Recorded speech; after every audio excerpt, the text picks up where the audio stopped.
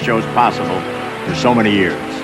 There's Stuart Symington, who started it all at the Berlin Airlift in 1948. And the late General Rosie O'Donnell, who was head of the USO. And our friend for 3 wars, who smoothed our path wherever we met, General William C. Westmoreland. Let me just say one thing about these fellas. I announced their names. All these cats out here doing this work here. All these camera guys and all these sound guys. Let's get an extra hand for them, huh?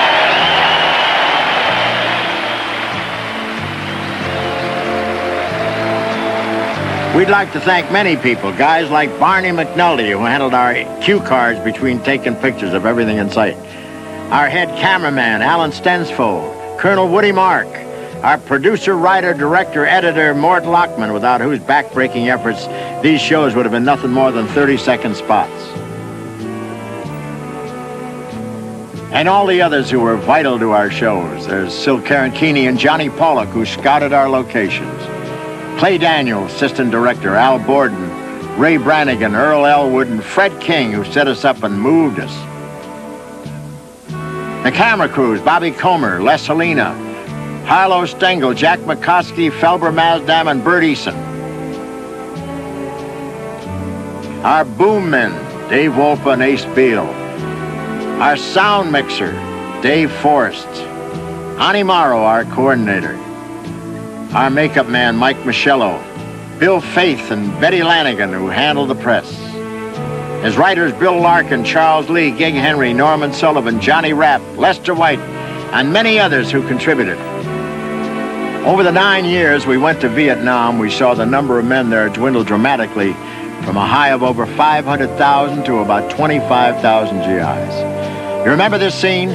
This is how we saw Long Bin in 1971. They were wonderful audiences. They waited for us in the rain and the heat, but nothing could dampen their spirits. Well, this is how Long Bin looked in 1972. And this is how it should be. All those happy, smiling, beautiful faces are gone. But most of them are really where they belong, home with their families. They paid their dues. They lived with that murderous heat. They tasted the dust. They sloshed through the jungle mud and battled hardship and disease. It was for them and thousands of other men and women in peacetime and war that we did these shows. Make no mistake about it, these trips were no sacrifice on our part. On the contrary, all the giving was done by them. From the scorching sands of Vietnam to the icy waters of Greenland, we entertained millions of servicemen, and everywhere we went, we witnessed the compassion, the kindness, the humanity of the American GI toward the innocent victims of war among the civilian population. From Vietnam to Korea, they fed, clothed, housed, and sometimes even adopted orphan children. I can tell you now that they were more concerned with healing than destroying. Entertaining servicemen all these years in every corner of the world was the most emotional experience of my life.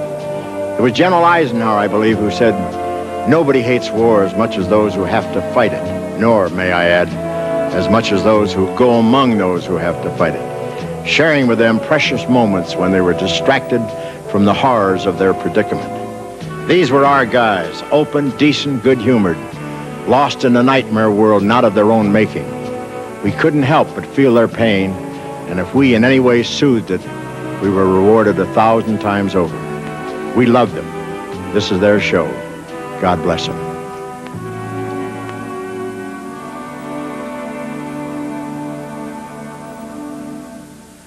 And this is the way we ended every Christmas show. Silent night, holy night, all is calm, all is bright. Round yon virgin,